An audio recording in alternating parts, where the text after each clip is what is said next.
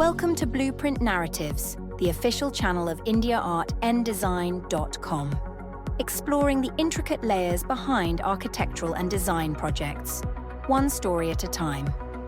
Whether it's groundbreaking projects, innovative designs, or artistic expressions, each episode uncovers the depth of thought and craftsmanship behind these creations. Over to our aesthete crew, who will take this conversation forward. Welcome back to Blueprint Narratives, the official podcast channel for indiaartanddesign.com. Episode 5 already, can you believe it? Time flies when you're unearthing fascinating art, right? Absolutely. So for today's deep dive, we're headed to Bihar, India to explore the story of Tikuli art. Oh, I love this one. It's a real comeback story, you know? Almost vanished and then, boom, resurgence. Yeah, a testament to human resilience and creativity, I guess. Big shout out to Rita Roy Chaudhary for her article on indiaartanddesign.com, our source for this deep dive. Always love Rita's work. She's got a knack for bringing these art forms to life. Okay, so Tikuli art. Some might be thinking of that colorful dot we see on foreheads, and, well, there's a connection. Right. The name does come from that traditional forehead decoration. Yeah. But Tikuli art is like a beautiful blend of Madhubani and Patna Kalam styles. Ah, so it borrows from those, but then adds its own unique twist. Exactly. You'll see those signature figures from Patna Kalam, the detailed scenes of daily life from Madhubani. But then Tikuli art goes its own way. Enamel paints meticulously applied on wood, and always that striking yellow border, often with little delicate leaves and flowers. So distinctive. That yellow border, it's like a visual signature, isn't it? Instantly recognizable. Exactly. And, you know, speaking of signatures, Tikuli art's roots go way back deep into history. Mauryan era, we're talking ancient India. Wow, so the art form is as old as the hills, practically. Well, What were those early Tikulis like? they were masterpieces, miniatures, really. Imagine this. A base of glass melted and cut, then a layer of gold foil. Now that's your canvas. Bowl foil. Talk about intricate. Oh, it gets better. They would etch designs into that gold foil using tree bark while it was still molten, then fill those etchings with natural dyes. Incredible. The craftsmanship, the level of detail, it's mind-blowing. No wonder they were treasured. Oh, absolutely. These were status symbols. Highly sought after by royalty, traded, cherished.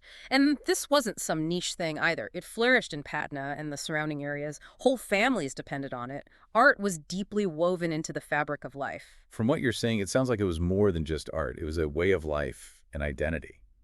So how did we go from these royal treasures to a point where Tikuli art almost vanished? The Industrial Revolution. A double-edged sword, if you will. Suddenly, what was once painstakingly crafted by hand could be churned out by machines. Cheaper. Accessible. Ah, the classic tale of progress and its casualties. Sadly, yes. Tikuli art wasn't immune. Mass production led to a decline in its perceived value. It's a story we see repeated, isn't it? Old ways fading away. It's a shame to think of those skills disappearing, replaced by machines. But thankfully, the story doesn't end there, does it? There's a revival.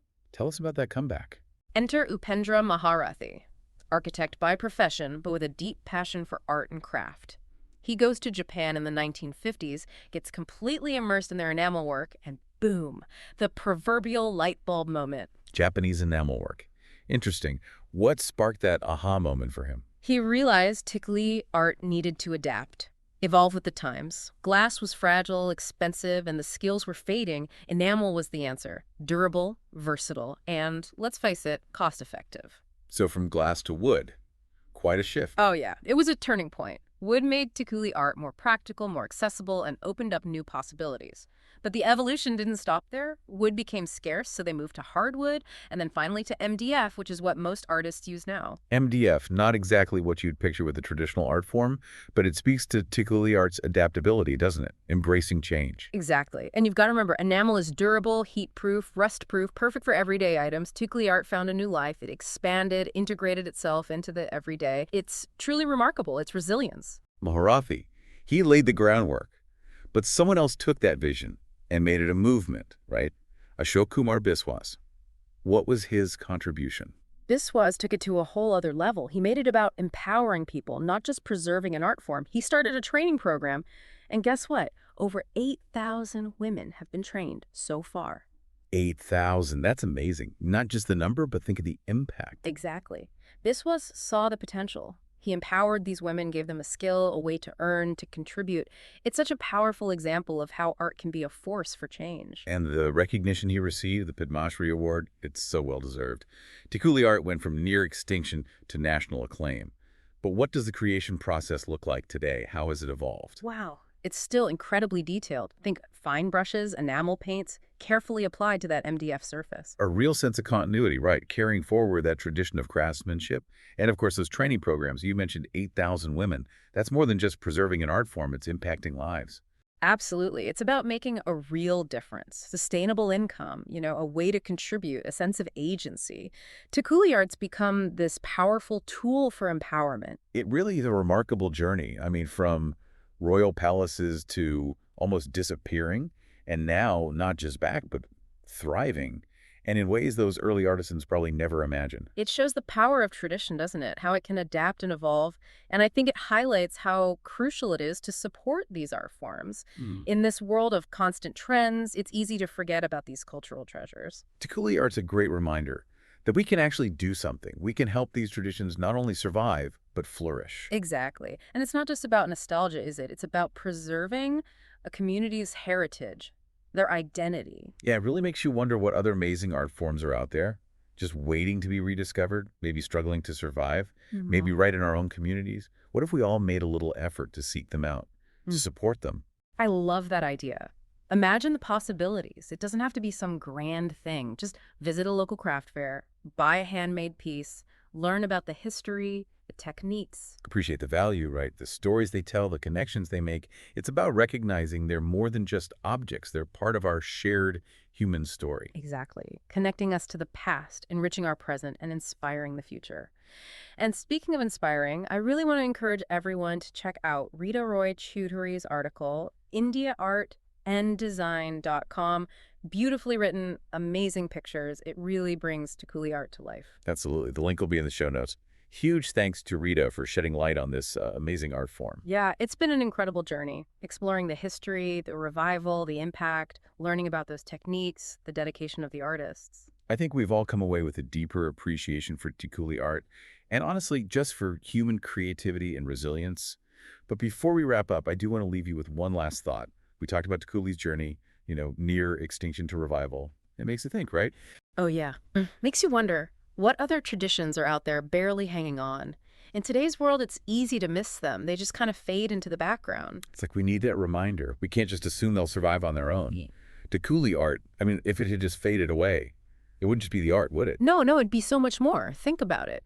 Those women, they wouldn't have those skills, those livelihoods. It would be like a whole piece of their cultural identity gone. So it's more than just nostalgia, isn't it? It's about protecting something precious. What really struck you about Tikuli's story, I mean, for me, it was the way it adapted, like it refused to give up. Yeah, that resilience is incredible. Yeah. And the impact, right? Empowering those women, giving them a way to support themselves, their families. It's inspiring. It really is. And it shows us anything's possible. Even something that seems lost can be brought back. So what about you? What resonates with you? Is it to that spirit of revival, the impact on the community, or maybe just the beauty of the art itself? I think it's all of it. It's a reminder to look closer, what's around us that we're taking for granted, what needs our support. Think about your own community. Are there traditions that are struggling? Maybe you could make a difference. Yeah, even a small effort can go a long way. Learn about it, support the artists, share the story. Maybe you'll discover the next Tikuli art hidden in plain sight. And for anyone who wants to dive deeper into Tikuli art, don't forget to check out Rita's article on indiaartanddesign.ande. We'll link it in the show notes. It's a great read. Really brings it all to life. Well, that's it for our deep dive into the world of Tikuli art. I hope you enjoyed this journey as much as we did. It's been fascinating. And I hope you're leaving with a sense of wonder, and maybe a little bit of inspiration to explore, to appreciate, to support the incredible traditions that are all around us. Thanks for listening. Thank you guys for this fabulous session. Also to all of you listeners for joining us on Blueprint Narratives. We hope today's episode inspired you to see design in a new light. Don't forget to like, subscribe, and share the podcast with fellow art and design enthusiasts. For more stories, articles, and insights, visit us at indiaartanddesign.com. Until next time, keep exploring the beauty and depth of creativity.